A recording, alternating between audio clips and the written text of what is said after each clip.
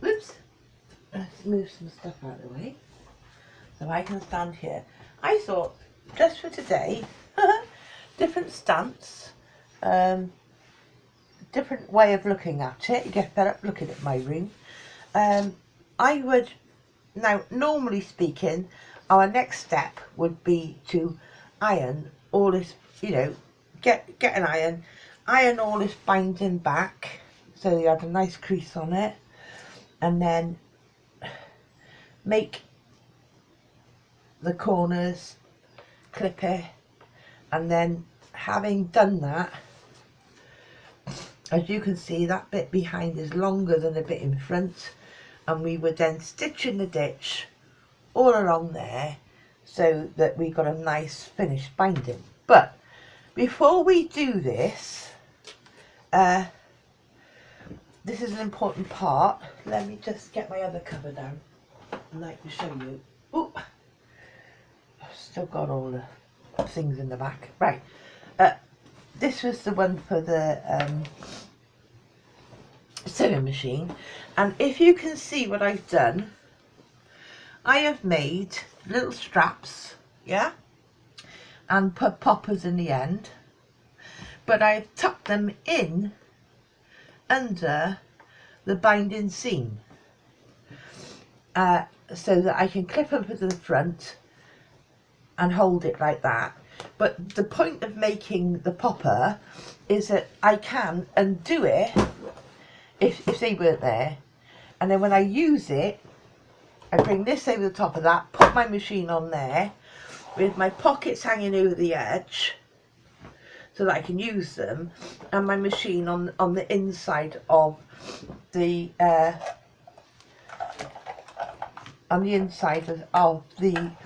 actual top, rather than putting the machine on here and dirtying it all up. Now, at the same time, I want to say to you that Sam has asked, and it may be pertinent to a few more. I have done this satin. Oh, I still got a bit of, I should go around that with a brush, because that I know that is only solvey stuff, so I should go around with a brush, but I haven't bothered because it's only for me. But basically, you're making a large buttonhole with satin stitch all around the outside, which I will show you how to do later on after we finish the project. But first off, I suggest that we make a similar sort of strap to this that allows us to clip it from the back to the front, or you can think of some other way you want to do it. Now, when Margaret did this, she put ribbons in and tied ribbons up, but you know, that's not my ilk. I sort of like, well, you could use elastic, but then if you used elastic, you would never be able to use it in the same vogue, because elastic would still be attached. You couldn't then fold it back and use in that fashion to put your machine on, because the elastic would still be attached. This elastic just holds my table in as well. That's an additional thing. So we need to use something. So I thought about it long and hard, and what is the best thing we could use is a strap with a poppers on, or if you don't have poppers, you could use a bit of Velcro. Yeah, you could make these straps and use a bit of Velcro to hold them. So, but whatever you decide to use, and we'll talk about it a bit more as we go along, they need to be trapped underneath the positioning of the binding. So we need to think about that and make those straps, and I'll show you how to do that before we iron back that binding. Okay, put that up there. Whoa. Get our other one back up, and I will now have to, oh, that belongs over there with that. I will now have to get my machine up off the floor, put this over and make marks on it so I know exactly where I want my straps to go. I know how to make the straps, but I want to know where to position them, and this is the time to pin them in before we finish off this binding. Okay, so I've just got my machine back up. I'm putting the back seam where I want it to be. We haven't yet stitched back the outside edge. We haven't done that yet because we need to make our straps. But to be able to make our straps, well, the first things we want to know is, well, how long? So grab a tape measure and yeah, I mean you can bring it in between there, I do an absolute measurement, and there is roughly 10 inches. On the flip side, which you can't see from there, if I did it at 10 inches would be good enough. So 10 inches long. There must be an overlap because obviously you need to pop something into something, and there also must be a certain amount that goes underneath and turns the right way round and that end as well. So if I went from 10 to 12 inches, that's more than enough. So I need to make one strap 12 inches. That would make each individual strap, because I'm joining it in the middle, 6 inches, including that 2 inches will give me the 1/4 inch under there and back out, which is 1/2 inch. The overlap, same with this end. Yeah, so if I make them 6 inches long, it should fit. Again, you know, most things I do are on a whim and a prayer. I'll do one set. If it doesn't work, then we'll review it. But it should, excuse me, it should work. So how do we do it? How do we make these straps? Okay, right.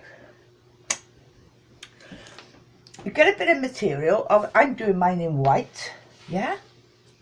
And if I only want to put this piece happens to measure 12 inches, which is absolutely perfect, really, by, what's this bit? 12 inches, well, I don't know. Don't ask me how that worked out, but anyway. So, now, I want my strap to end up 1 inch wide. We're going to fold it in half, and then we're going to fold both sides into the middle and then turn it over. So the mathematics to allow that to happen is 4 times, you know. So I need to make each strap initially 4 inches wide. So using your measure, that's a 4-inch strip. Doesn't matter about that crease because I'm going to iron it in a minute anyway. And I'm making another 4-inch strip. As we agreed, this is actually 12 inches wide. How that figured out, I don't know. That's absolutely marvellous. But anyway, I've got a little bit left over. Don't worry about that. So literally now, with this, I'm going to fold it in half, iron it to give me a proper iron, and then, this is right side outwards towards me, I am going to fold each one into the middle, onto that seam, onto that fold that I've just made, like this. Then I'm going to fold the outside, whoops, that end's good, so I'll just finger press that. That side's good now, so I am finger pressing that. So I just folded the insides out, the outsides into the middle. And I'm going to fold the whole thing. I don't need to press this actually. Brilliant, isn't it? So then I'm going to fold the whole thing in half. Then under my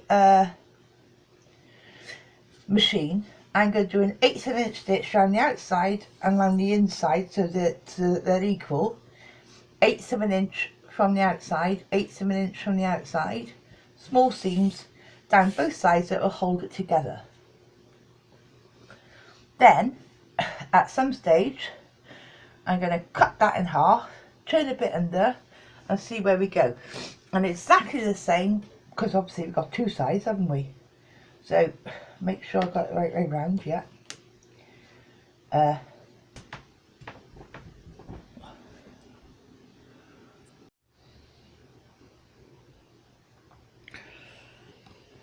Okay, so where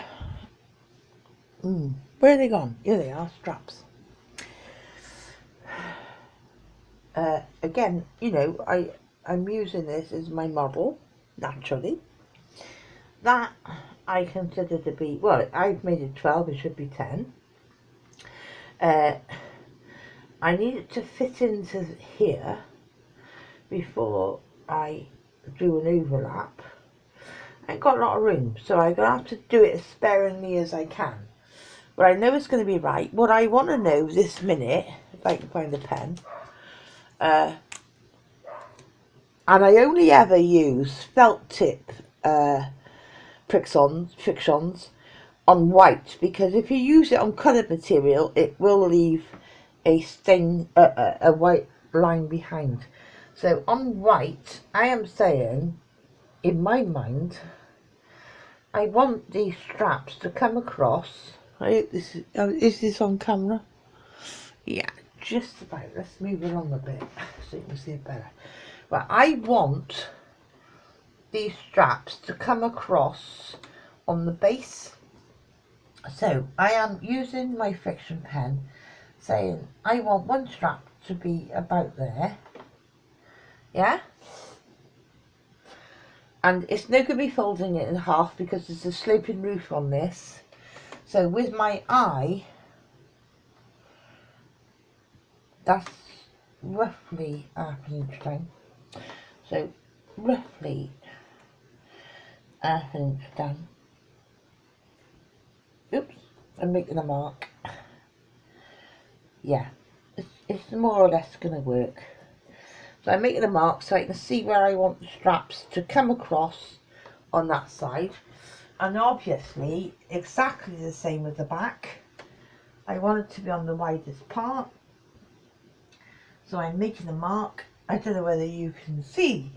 You probably can't see what I'm doing. But I want that to be in focus with this. So I'm making a mark on that. Right, okay. Take that off. Put that down. Ooh. It's a nightmare, isn't it? Honest. I should have, like, you know, what's it? What's it? Now, so, if I fold it this way, I hope you can see what I'm doing. For this to get trapped underneath my binding, it needs to be attached to the back of my binding where that mark is. Yeah? But however, I need to cut this in half. To give it, you know, fair dinkum, it needs to be half of half. It's 12 inches, so there's 6. I put my cutter, oh, I'm awful, you should draw a line, but this is me, innit, not you. So, I need, first, well, now, see, here's the thing, because having made that mark, I am going to turn it back like that, just finger press it for a minute. I'm going to turn that back like that, and I know it's a rough edge. I know that it's a rough edge. And I am going to use a small zigzag to hold that back. If this was something else I was making, of course I would probably fold under a bit and then fold it back so I'd have a nice clear edge, but I'm not. This, you know, this is a utility project for me, so I am going to just do a zigzag across that end and a zigzag across, getting rid of all these loose stuff that I don't want. I am going to just fold that back a 1/4 inch and I'm going to do a zigzag across that, right? Having done that, I'm going to come back to my project and with the other raw end, see where my project is, see where it is, and I am literally going to pin it, and when I've done exactly the same with that one, open up this end and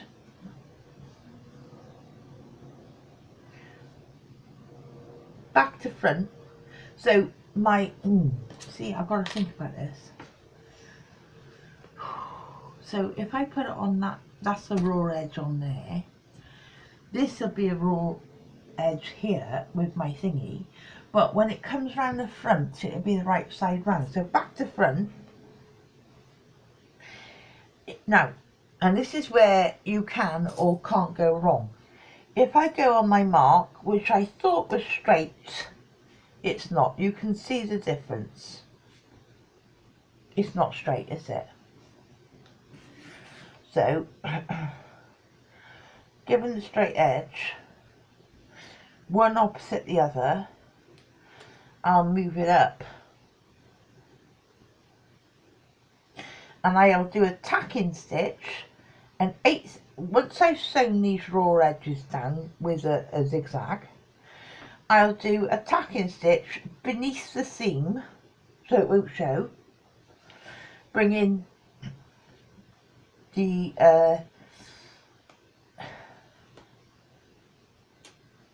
binding seam out. I'll do a short back, an 1/8 of an inch holding seam to hold these in place, and once that's sewn, then I know I can bring my backing around it and sew it again. Yeah, right, so that's what I'm going to do next. So now, having attached my straps on the seam line of the outer casing, yeah, which will now, when I bring this forward or bring this to the back and sew down, will now fold across, yeah, that's how they're going to go. I can now, from the front of the project, I will be using clips to well, I'm going to iron it back first of all, definitely iron it back first of all, and then I will be using, doesn't matter about that now because that's attached, I will be using clips to clip it at 1/4 of an inch, yeah, and this is a time when I do use clips all the way around to give myself, making sure it's covering the stitch at the back, yeah, and oh look, I got a few lines here I haven't caught with the iron, which I will catch with the iron in a minute. So now I will clip all around so that I can stitch in the ditch and catch the back seam, yeah. When I come to sew this, I'll be sewing, stitching the ditch all the way to there. When I get, I'll move that a minute, when I get right to this corner, I will do a cut the stitches up that seam and back down again, because that on the back will catch, because this is wider than the front, that will catch a few stitches into this, which is what I want, yeah. Okay, it's getting a bit late at night. It's like 8:30 at night now, and I'm getting tired. And when I get tired, my back hurts and I get slurry, I get slow. Oh, because that's how it is. But anyway, on the project now, I finished doing all the seam on the inside, so now I've got a nice finished lined, not lined, what's the word for it, bound project. But now we need to take these bits and overlap them, and what I'm going to do, and I have measured it on my machine. Last time I used a pink one, but this time I got loads of them. I am going to use white ones. I need 2 white caps. I need 2, no, I need, ooh, come here, 1 female, oh, where's that go, and 1 male, yep, on each side. Put that back in. These are so cheap. I mean, in this one, if you have a look, I got so many different colours, and like they're just like a few quid. Yeah, you gotta wait 3 weeks for them to turn up from China, but it's so cheap. Anyway, then you get the tool, which comes with a punch as well. So here's my project. Those are my bits that I need this end. I'm going to overlay this to that. I said about 2 inches, so there it is. So using this awl, if you like, it's an awl, I'm going to punch through. If you can see this, I am punching through and I'm wiggling it about to make it all a bit bigger, yeah? So I'm punching through all the layers. Which one did I say? This is going to be the top. So I'm taking a cap to put on the top, and usually I'm pushing it right through the material, and then I take the male end and place on top of that spike, yeah? Just place it on top of the spike, then I take my punch and I place the punch, and I'm happy is over. So the bottom is cut in the black, the top is over the punch, and then with all my strength I put it on. Yeah, so there is, that's attached. Knowing where I want it to go now, cap underneath and through, make sure it goes through all the material, yeah, and female over the top, and again take my punch,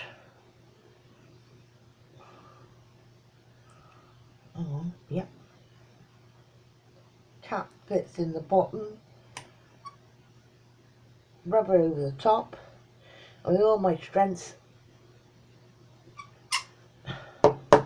put that in there, and that's now fixed. So hopefully that'll work. Yep, that's the popper. If you decide not to use poppers, I mean I use poppers all the time on bibs and God knows what. If you decide not to use a popper, then you can use some sew in, what's the word I'm looking for? See, this is where I get tired now. Hook and loop, you know, So some, you know, thing that pulls apart, you have to buy it, and then you have to literally place it on your material, pin it in and sew it down, because, you know, it needs to be sewn, otherwise it's going to pull off. Easy as that. And that's how I'm going to do it. I've got to sit down because my back's killing, absolutely screaming at me now. So that's my dust cover finished. It matches my machine cover. So I'm very happy with that. That's all done now.